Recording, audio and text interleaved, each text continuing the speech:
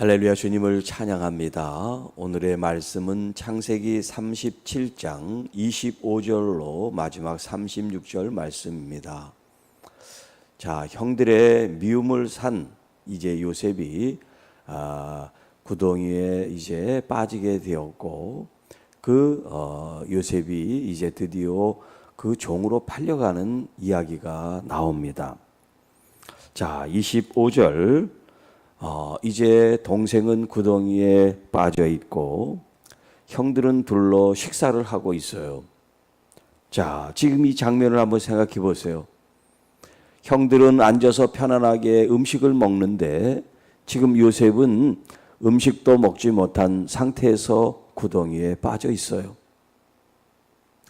자, 아버지 품에 있을 때는 사랑을 독차지했는데 아버지를 떠나고 보니까 그 신세가 마치 끈떨린 것처럼 이렇게 비참한 인생으로 전락하게 되었다 하는 겁니다. 자, 그때 마침 한 무리의 이스마엘 사람들이 길르앗에서 낙타에 이제 향품, 유향, 모략을 싣고 이 사람들이 무역하는 사람들인데 자기들에게 이제 오는 것을 보게 됩니다. 자, 그래서 그 형제 중에 유다라고 하는 사람이 있죠. 이 유다가 자기 형제들에게 이야기를 하기를, 자, 우리 동생을 죽이고 그의 피를 덮어둔들 무엇이 유익하겠냐. 이제 저 이스마엘 사람들에게 팔고 그에게 우리 손을 대지 말자. 그는 우리 동생이고 우리의 혈육이 아니냐. 자, 이렇게 제안을 하니까 다른 형제들이 이 유다의 말에 이제 따르게 됩니다.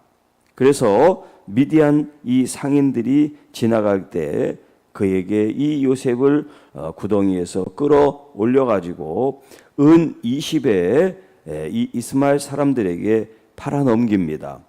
그래서 그 상인들이 요셉을 데리고 애굽으로 내려갔다. 자, 저기 지금 은 20이라고 되어 있는데 미성년 같은 경우는 은 20에 이제 몸값을 쳐주고요. 성인인 경우에는 은 30에 이제 몸값을 쳐주는 그런 전통이 있었어요. 여기 이제 20세겔 정도, 은 20 정도라고 하는 것은 2년치 이제 그 근로자의 급여 정도 됩니다. 그러니까 지금 이 은 20이 성인이 일해서 벌 수 있는 2년 급여 정도를 이제 받고 팔아 넘긴 거예요. 자, 그런데 여기 보면 이스마엘 사람이 나오고 미디안 사람들이 나옵니다. 이게 지금 조금 이렇게 복잡하게 이렇게 이스마엘 사람이 쭉 나온다든가 그러면 좋은데 이게 지금 겹쳐서 중복이 돼서 지금 나와서 조금 혼란이 있어요. 그래서 이제 사람들이 이제 이것을 생각할 때 이스마엘 사람과 미디안 사람이 사실은 다른 사람들이에요. 우리가 알다시피 아브라함이 이제 사라를 통해서는 이삭과 야곱 이 계열이 있죠. 그런데 이제 하갈이라고 하는 이 애굽의 여종을 통해서 이스마엘을 낳죠. 그런데 이 아브라함이 사라 하갈뿐만 아니라 또 다른 부인들이 있었어요. 그두라라고 하는 아내를 통해서 얻은 아들이 누구냐면 미디안이에요. 그러니까 위로 올라가면 사실은 이 자기 이 조상이 이제 물론 이제 아브라함으로부터 시작이 되지만 어머니로부터 출생한 이 이제 계열이 틀린 거예요. 그래서 이스마엘 자손들과 미디안 자손이란 말이 구별이 되지만 여기에서는 구별하지 않고 쓰게 됐다는 거예요. 왜냐하면 아브라함의 다 후손들이니까. 지금 여기 있는 이 형제들도 야곱으로 올라가고 이삭으로 올라가고 이제 할아버지로 올라가면 아브라함이잖아요. 그러니까 이 사람들도 지금 이스마엘, 미디안 이 사람들도 올라가면 다 아브라함의 후손들이란 말이에요. 자손들이 지금 이렇게 번성이 있는 거죠. 자, 여기 지금 이 상인들이 돈을 받고 이 요셉을 이제 애굽으로 내려가면서 종으로 파는 이야기가 이제 이어져서 내려오는데, 자, 그 이야기 전에 루벤 이야기가 나와요. 지난 시간에도 루벤이 나왔죠. 그래서 동생을 죽이지 말고, 피를 흘리지 말고 그런 얘기를 합니다. 그래서 구덩이에 있을 때 자기가 나중에 와서 구해주려고 그랬다 그랬잖아요. 그런데 이제 이 루벤이 같이 형제들과 있지 않고 이제 다른 일 때문에 나갔다가 들어와 보니까 이 구덩이에 동생이 없는 거예요. 자, 그래서 이제 옷을 찢습니다. 옷을 찢어요. 그리고 자기 아우들에게로 돌아와서 이르되 아이가 없도다. 나는 어디로 갈까? 자, 이 지금 이야기가 이 루벤의 지금 마음이 어떤지를 얘기를 해주고 있는 거예요. 자, 이 동생들은 요셉을 시기하고 미워했는지 모르지만 이 루벤은 그런 생각을 하지 않은 거죠. 이 요셉, 이 동생에 대해서 안타까운 마음을 갖고 있는 거예요. 동생이 지금 없어져 버렸단 말이에요. 자, 그리고서 이제 그들이 요셉의 옷을 가져다가 숫 염소를 죽이고 그 옷에 피를 적시고, 왜냐하면 그 전에 얘기했잖아요. 동생이 짐승에게 뜯겨 죽은 것처럼 위장을 하자, 그렇게 서로 모의를 했잖아요. 그리고 이제 돈을 받고 이 아이를 팔아 넘긴 이제 이후에 아버지한테 얘기를 해야 되니까 이렇게 이제 한 거죠. 그래서 그의 채색 옷을 보내어 그의 아버지에게로 가지고 가서 이르기를 우리가 이것을 발견하였으니 아버지 아들의 옷인가 보소서. 그것이 그 옷이지 뭐 다른 옷이 아니라. 자, 그래서 아버지가 그것을 알아봅니다. 내 아들의 옷이라. 악한 짐승이 그를 잡아 먹었도다 하고 요셉이 분명히 찢겼도다. 그렇게 이제 생각을 하고 아버지도 자기 옷을 찢고 굵은 배로 허리를 묶고 오래도록 그의 아들을 위하여 애통했다. 정말 사랑하는 아들이 여러분 그냥 병으로 죽는 거하고 짐승에 찢겨 죽는 거하고 또 사람들이 막 그냥 눌려가지고 그 압사해서 지식해서 죽는 거하고 죽는 것도 종류가 달라요. 정말 그 우리의 수명을 다해서 고요하게 조용히 은혜롭게 운명하는 것도 있지만 비참하게 억울하게 죽는 죽음도 있단 말이에요. 그런데 여기 이 사랑하는 아들이 짐승에 찢겨 죽었다고 생각해 보세요. 얼마나 끔찍한 죽음을 맞은 겁니까? 그러니까 죽음의 형태가 이 슬픔을 더 가중시키는 거예요.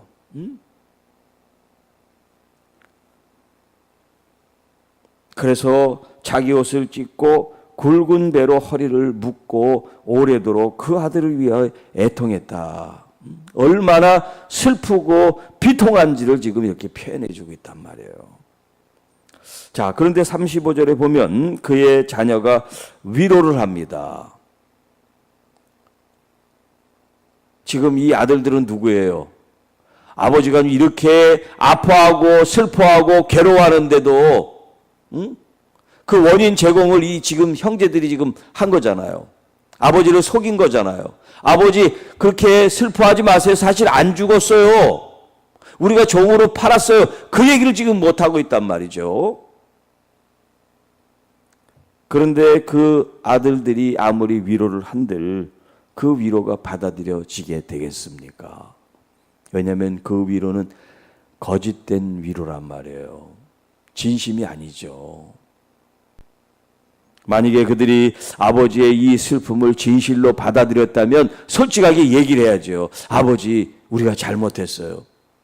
우리가 이 요셉이 너무나 밉고 싫어서 죽이려고 그러다가 죽이지 않고 상인들에게 팔아넘겨서 애굽으로 지금 갔어요. 그렇게 진실로 얘기를 해줘요. 욕을 먹고 혼이 나더라도. 그런데 그들은 끝까지 자기들의 잘못을 이야기하지 않습니다. 아버지가 뭐라고 얘기합니까? 내가 슬퍼하며 수월로 내려가. 수옥은 지옥이라는 뜻이에요. 지옥. 응? 내가 너무나 슬퍼서 지금 지옥에 지금 내려가 아들에게로 가겠다. 왜? 요셉이 죽었으니까 그 죽은 요셉한테 자기도 가겠다는 거예요. 아버지가. 이 땅에 호의호식하고 자식들이 많고 부인이 많아도 다 소용이 없다는 거예요. 그의 아버지가 그를 위하여 울었더라. 그리고 이제 장면이 바뀌어서 그 미디안 사람들, 상인들이 그를 애굽에서 바로의 신하, 바로는 이게 이름이 아니라 이집트, 애굽의 왕의 호칭이 이제 바로예요. 파라오라 그래. 파라오. 자, 파라오의 신하 친위대장 보디발에게 팔았더라. 자, 요 지금 이야기가 그 다음에 이제 스토리, 이야기에 이제 전개될 하나의 단서를 제공하고 있는 거죠. 이제 앞으로 이 요셉이 애굽의 종으로 팔려가서 그 파라오 왕의 친위대장 보디발과의 어떤 연관성을 가지고 일어날 일에 대한 지금 한 시작점을 지금 이렇게 찍고 있어요. 자, 오늘 이 본문 속에서 우리가 생각해 봐야 될 것은 뭐냐면 거짓과 거짓말이에요. 진실과 진실된 말이에요. 자, 지금 여기에 거짓된 삶이 난무합니다. 거짓말이 난무합니다. 왜 이렇게 거짓말이 난무할까요? 자신들의 행위를 감추기 위해서, 자신들의 잘못된 행동을 숨기기 위해서 거짓과 거짓말이 지금 이렇게 난무하고 있어요. 그런데 그 근원을 따져보면 지금 이 야곱의 아들들의 이 거짓말은 누구로부터 시작됐냐면 아버지 야곱으로부터 시작된 거예요. 그가 자기 아버지를 속였거든요. 자기 아버지를 속이고 형의 행세를 하고 형의 장자권의 축복을 받았단 말이에요. 그리고 그 형을 피해서 지금 외삼촌 집에서 살면서 자식들을 낳았잖아요. 자, 자식들을 낳으면서 이 야곱이 자기가 왜 여기 왔는지 얘기를 안 했을까요? 뭐 안 했다고 해도 좋습니다. 그러면 이 숫곳이라고 하는 곳에서 야복강을 건너서 지금 그 에서를 만나는 스토리가 있잖아요. 이 형제들이, 아니 이 아들들이 이제 다 컸는데 그 상황을 모르겠어요. 왜 아버지는 안 따라오고 우리만 여기 있고 이 가축들은 몇 대씩 나눠가지고 왜 이렇게 합니까? 그 사정을 모르겠어요. 이만저만 해서 지금 이런 상황이 전개되고 있다. 그런 거를 몰랐을까요? 그러니까 아버지의 거짓말이 그 자식들에게 이것이 전가가 되는 거예요. 전해지는 거예요. 그러니까 이 지금 자식들도 아버지를 속이는 그런 지금 역이 지금 된 거예요. 아버지는 그의 아버지를 속이고 자식들은 그 아버지를 속이는 이 속임과 거짓말이 지금 이 본문 가운데 있는 게 바로 그 아버지로부터 시작됐다 하는 거예요. 그러니까 그리스도 안에서 하나님 나라는 거짓이 아니라 진실이라는 겁니다. 하나님은 우리에게 항상 진실과 신실과 충성됨과 거짓이 없는 변함없으신 하나님의 성품, 그 모습을 우리에게 보여주고 있단 말이에요. 그게 우리 아버지예요. 야곱이 우리 아버지가 아니라 하나님의 그 성품을 가지고 계신 그분이 우리의 아버지세요. 유전자전. 우리는 이 땅의 아버지의 모습이 아니라 우리의 하나님 아버지의 그 모습을 닮은 천국 백성들이 돼야 된다. 거짓은 마귀의 속성이고 전매 특허란 말이에요. 사단은 우리를 항상 속이고 넘어지게 합니다. 그래서 하나님처럼 된다라고 속여서 지금 이 하와로 하여금 먹지 말라고 하는 이 실과를 먹게 한 것처럼, 여러분, 유혹은 항상 달콤하게 옵니다. 그리고 그 유혹 속에는 우리가 넘어질 수 있는 미끼를 걸어놔요. 그런데 여러분, 우리는 그 미끼를 물면 안 돼요. 진실의 편에 서야 돼요. 더디고 힘들고 어렵고 십자가의 험한 길일지라도 거짓된 미끼를 물어서는 안 됩니다. 유혹의 속삭임에 빠져서는 안 됩니다. 우리는 항상 진실을 추구하는 그리스도인들이 돼야 돼요. 왜? 우리 아버지가 진실하신 분이니까, 신실하신 분이니까. 그 하나님 편에서 은혜와 복을 받아야지, 내가 누구를 속이고 복을 받고 물질을 더 많이 얻는 거, 이거는 그 끝이 좋지 않습니다. 의인은 하나님이 인정하시지만 악인은 망하기 때문에 그래요. 악으로 번 부, 악으로 번 건강, 악으로 번 그 어떤 것들도 수단과 방법이 거짓되면 무너지게 돼 있다.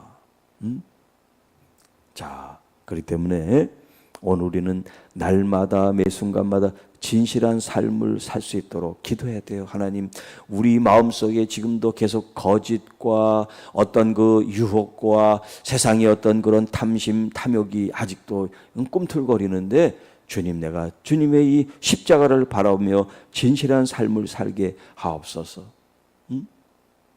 세상 사람들이 잘 살고 하는 것이 부러움의 대상이 아니라 정말 성경에 나온 하나님의 그 말씀에 내가 사는 것, 그것을 내가 삶의 가장 중요한 나의 어떤 그런 가치로 여기고 말씀대로 행할 수 있게 하옵소서. 그런 마음으로 여러분 주님을 바라보시는 여러분이 되어주시기를 주님의 이름으로 축복합니다. 하나님 아버지, 감사합니다. 우리 속에 거짓된 삶이, 거짓된 욕망과 거짓된 욕심이 꿈틀거리지 않도록 진실과 성실과 진리의 말씀으로 무장하고 진실한 삶을 살아 진실한 열매로 영광을 돌릴 수 있는 하나님의 교회와 자녀들이 되게 하옵소서. 우리 주 예수 그리스도의 이름으로 기도하옵나이다. 아멘.